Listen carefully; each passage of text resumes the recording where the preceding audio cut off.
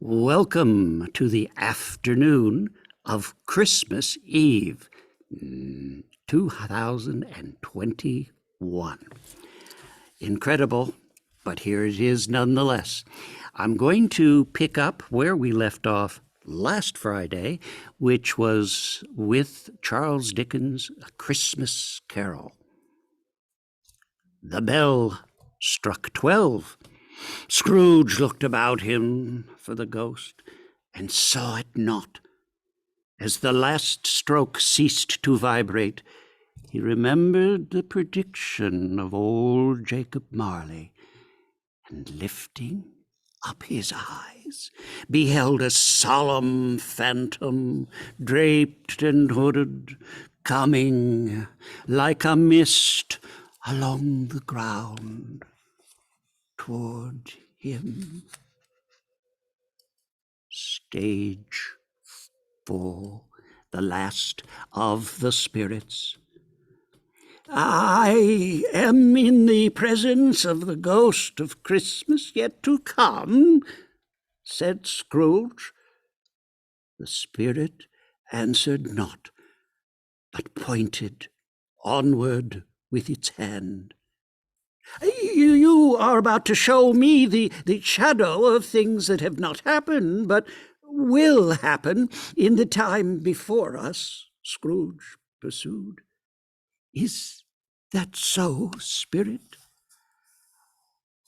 The Spirit stopped beside one little knot of businessmen.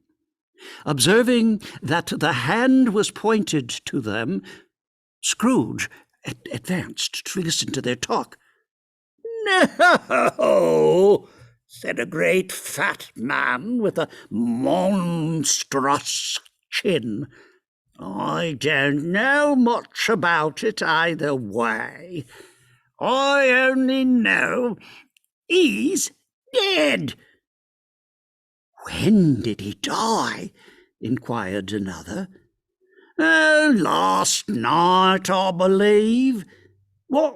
What's the matter with him? Asked a third, taking a vast quantity of snuff out of a very large snuff box.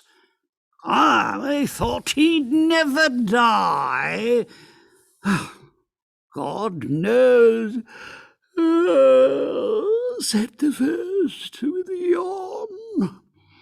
What has he done with his money? Asked a red-faced gentleman with a pendulous excrescence on the end of his nose that shook like the gills of a turkey-cock. I haven't heard, said the man with a large chin, yawning again. Left it to his company, perhaps. Oh, he hasn't left it to me. Well, that's all I know. This pleasantry was received with a general laugh. Scrooge was at first inclined to be surprised that the spirit should attach importance to conversations apparently so trivial. But feeling assured that they must have some hidden purpose, he set himself to consider what it was likely to be. They could scarcely be supposed to have any bearing on the death of Jacob, his old partner, for that was past, and this ghost's province was the future. Nor could he think of any one immediately connected with himself to whom he could apply them. But nothing doubting that to whomever they applied, they had some latent moral for his own improvement, he resolved to treasure up every word he heard and everything he saw, and especially to observe the shadow of himself when it appeared, for he had an expectation that the conduct of his future self would give him the clue he missed, and would render the solution of these riddles easy. They left the busy scene and went into a shop in an obscure part of town where Scrooge had never penetrated before, although he recognized its situation and its bad repute. The ways were foul and narrow, the shops and houses wretched, the people half naked, drunken, slipshod, ugly. Alleys and archways, like so many cesspools, disgorged their offences of smell and dirt and life upon the straggling streets, and the whole quarter reeked with crime and filth and misery. Far in this den of infamous resort, there was a low-browed beetling shop below a penthouse roof, where iron, old rags, bottles, bones, greasy offal were bought. Upon the floor within were piled up heaps of rusty keys, nails, chains, hinges, files, scales, weights, and refuse iron of all kinds. Secrets that few would like to scrutinize were bred and hidden in mountains of unseemly rags, masses of corrupted fat, and sepulchres of bones. Sitting in among the wares he dealt in, by a charcoal stove made of old bricks, was a grey-haired rascal, nearly 70 years of age, who had screened himself from the cold air without by a frowsy curtaining of miscellaneous tatters hung upon a line, and smoked his pipe in all the luxury of calm retirement. Scrooge and the Phantom came into the presence of this man just as a woman with a heavy bundle slunk into the shop. But she had scarcely entered when another woman, similarly laden, came in too, and she was closely followed by a man in faded black, who was no less startled by the sight of them than they had been upon the recognition of each other. After a short period of blank astonishment, in which the old man with the pipe had joined them, they all three burst into a laugh. "Let the charwoman alone to be the first," cried she who had entered first. "Let the laundress alone to be the second, and let the undertaker's man alone be to be the third. Oh, look here, old Joe, here's a chance. If we haven't all three met here without meaning to." "Oh, you couldn't have met in a better place," said old Joe, removing his pipe from his mouth. "Come into the parlor. You were made free of it long ago, you know, and the other two aren't strangers. Stop till I shut the door of the shop. Oh, how it shrieks! There ain't such a rusty bit of metal in the place as its own hinges, I believe, and I'm sure there's no such old bones here as mine. We're all suitable to our calling. We're well matched. Come into the parlor. Come into the parlor." The parlor was a space behind the screen of rags. The old man raked the fire together with an old stair-rod, and having trimmed his smoky lamp, for it was night, with the stem of his pipe, put it in his mouth again. While he did this, the woman who had already spoken threw her bundle on the floor and sat down in a flaunting manner on a stool, crossing her elbows on her knees and looking with bold defiance at the other two. "What Odds, then. What odds, Mrs. Dilber? Said the woman. Every person has a right to take care of themselves. He always did. Oh, that's true indeed, said the laundress. No man more so. Why, then don't stand there staring as if you was afraid. Woman, who's the wiser? You're not going to pick holes in each other's coats, I suppose? No, indeed, said Mrs. Dilber, and the man together. We should hope not. Very well, then, cried the woman. That's enough. Who's the worse for the loss of a few things like these? Not a dead man, I suppose? No, indeed, said Mrs. Dilber, laughing. If he wanted to keep 'em after he was dead, a wicked old screw, pursued the woman. Why wasn't he natural in his lifetime? If he had been, he'd have had somebody to look after him when he was struck with death, instead of lying, gasping out his last, there, alone by himself. It is the truest word that was ever spoke, said Mrs. Dilber. Oh, it's a judgment on him. I wish it was a little heavier one, replied the woman. And it should have been, you may depend upon it, if I could have laid my hands on anything else. Open that bundle, Ojo. Let me know the value of it. Now, you speak out plain. I'm not afraid to be the first, nor afraid for them to say it. We knew pretty well that we were helping ourselves before we met here, I believe. It's no sin. Open the bundle, Joe. But the gallantry of her friends would not allow for this, and the man in faded black, mounting the breach first, produced his plunder. It was not excessive.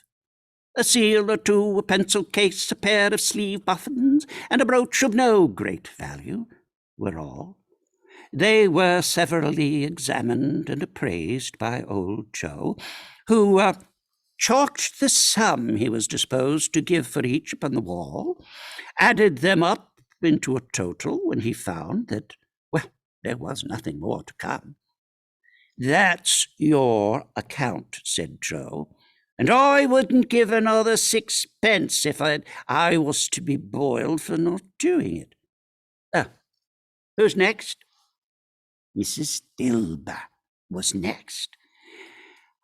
Sheets and towels, a little wearing apparel, 2 old-fashioned silver teaspoons, a pair of sugar tongs, and a few boots. Her account was stated on the wall in the same manner. I always gives too much to ladies. It's a weakness of mine, and that's the way I ruins myself, said old Joe. Now that's your account. If you asked me for another penny and made it an open question, I'd repent of being so liberal and knock off half a crown. Oh, and now undo my bundle, Joe, said the first woman. Joe went down on his knees for greater convenience of opening it, and having unfastened a great many knots, dragged out a large and heavy roll of some dark stuff. What do you call this? Said Joe. Bed curtains? Returned the woman, laughing and leaning forward on her crossed arms. Bed curtains. You don't mean to say you took 'em down, rings and all, with him lying there? Said Joe. Oh, yes, I do, replied the woman. Why not? You were born to make your fortune, said Joe, and you'll certainly do it. I certainly shan't hold my hand when I can get anything in it by reaching out for the sake of such a man as he was. I promise you, Joe, returned the woman coolly. Don't drop that oil upon the blankets now. His blankets? Asked Joe. Whose else do you think? Replied the woman. He isn't likely to take cold without him, I dare say. Oh, I hope he didn't die of anything catching, eh? Said old Joe, stopping in his work and looking up. Oh, don't you be afraid of that, returned the woman. I ain't so fond of his company that I'd loiter about him for such things, if he did. Ah, now you may look through that shirt till your eyes ache, but you won't find a hole in it, nor a threadbare place. It's the best he had, and a fine one, too. Phew, they'd have wasted it if it hadn't been for me. What do you call wasting of it? Asked old Joe. Well, putting it on him to be buried in, of course, to be sure, replied the woman with a laugh. Somebody was fool enough to do it, but I took it off again. If calico ain't good enough for such a purpose, it isn't good enough for anything. It's quite as becoming to the body. He can't look uglier than he did in that one. Scrooge listened to this dialogue in horror. As they sat grouped about their spoil, in the scanty light afforded by the old man's lamp, he viewed them with a detestation and disgust which he could hardly have been greater, though they had been obscene demons, marketing the corpse itself. Laughed the same woman, when old Joe, producing a flannel bag with money in it, told out their several gains upon the ground. This is the end of it, you see. He frightened everyone away from him when he was alive, to profit us when he was dead. Spirit, said Scrooge, shuddering from head to foot. I see the case of this unhappy man might be my own. My life tends that way now. Merciful heavens! What is this? The spirit would have allowed Scrooge to lift the veil. That would have revealed the identity of the deceased. But Scrooge pleaded first to know if there's any person in town who feels emotion caused by this man's death. Show that person to me, spirit. I beseech you. The phantom spread its dark robe before him for a moment, like a wing, and withdrawing it, revealed a room by daylight where a mother and her children were. It was the Cratchits' home. Money borrowed from Scrooge had yet to be paid back. Scrooge had just died. Tiny Tim had just died as well. The spirit conveyed Scrooge to a churchyard. Before I draw nearer to that stone to which you point, said Scrooge, answer me one question. Are these the shadows of things that will be? Or are they the shadows of things that may be only?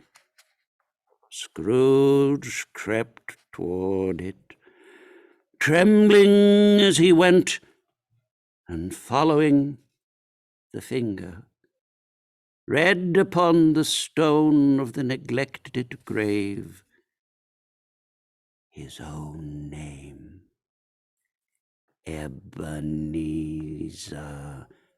Scrooge.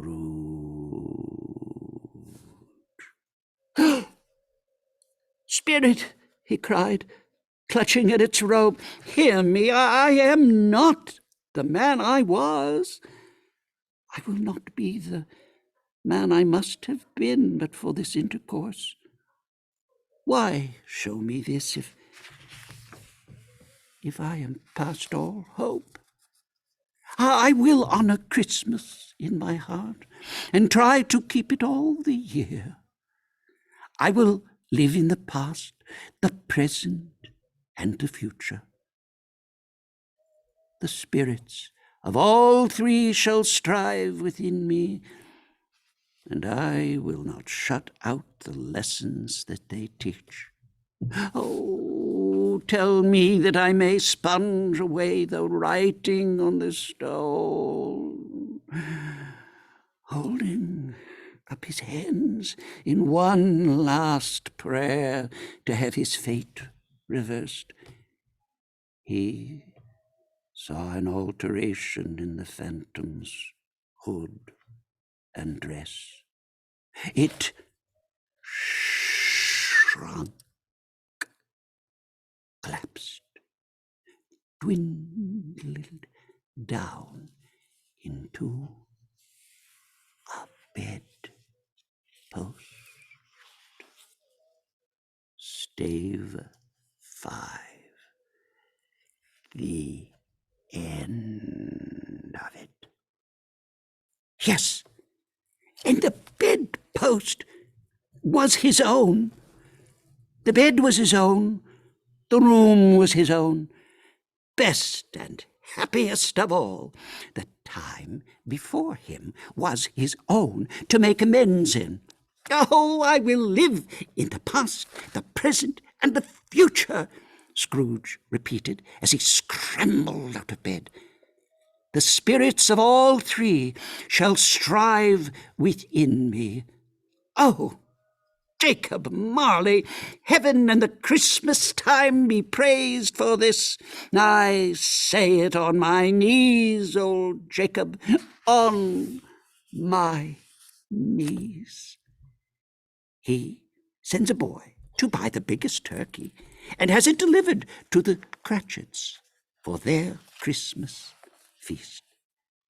He pledges a donation to charity to a man he had only the day before rudely refused. He turns his steps to his nephew's Christmas celebration. But he was early at the office next morning. Oh, he was early there. If he could only be the first and catch Bob Cratchit coming in late. Oh, that was the thing he had set his heart upon. And he did it. Oh, yes, he did. The clock struck 9. No Bob. 1:15. No Bob. He was full 18 minutes and a half behind his time. Scrooge sat with his door wide open that he might see him come into the tank. Oh, his hat was off before he entered the door. Oh, his comforter, too. He was on his stool in a jiffy, driving away with his pen as if he were trying to overtake 9 o'clock. "Hello!" growled Scrooge in his accustomed voice, well, as near as he could feign it. "What do you mean, coming here at this time of day?" "Oh, I'm very sorry, sir," said Bob. I am behind time." "You are?" repeated Scrooge. "Yes, I think you are. Step this way, if you please. Oh, it's only once a year, sir, pleaded Bob, appearing from the tank. Oh, it shall not be repeated. I was making rather merry yesterday, sir. Now I'll tell you what, my friend, said Scrooge. I am not going to stand this sort of thing any longer, and therefore, he continued, leaping from his stool and giving Bob such a dig in the waistcoat that he staggered back into the tank again. And therefore, I am about to raise your salary. Bob trembled, got a little nearer to the ruler. He had a momentary vision of knocking Scrooge down with it, holding him and calling to the people in the court to help him with a straight waistcoat. "A Merry Christmas, Bob," said Scrooge, with an earnestness that could not be mistaken, as he clapped him on the back. "A merrier Christmas, Bob, my good fellow, than I have given you for many a year. I'll raise your salary and endeavor to assist your struggling family, and we will discuss your affairs this very afternoon over a Christmas bowl of smoking bishop. Bob, make up the fires, buy another coal scuttle before you dot another I, Bob Cratchit." Oh, Scrooge was better than his word. He did it all, and infinitely more. And to Tiny Tim, who did not die, he was a second father. He became as good a friend, as good a master, and as good a man as the old good city knew, or any other good old city, town, or borough in the good old world. Some people laughed to see the alteration in him, but he let them laugh, and little heeded them. For he was wise enough to know that nothing ever happened on this globe for good, at which some people did not have their fill of laughter in the onset. And knowing that such as these would be blind anyway, he thought it quite as well that they should wrinkle up their eyes in grins as have the malady in less attractive forms. His own heart laughed, and that was quite enough for him. He had no further intercourse with spirits, but lived upon the total abstinence principle ever afterwards. And it was always said of him that he knew how to keep Christmas well, if any man alive possessed the knowledge. May that be truly said of all of us, and all of us. And so, as Tiny Tim observed, God bless us, everyone, and God bless you from story and song. Have a joyous holiday. I'll see you again next Friday.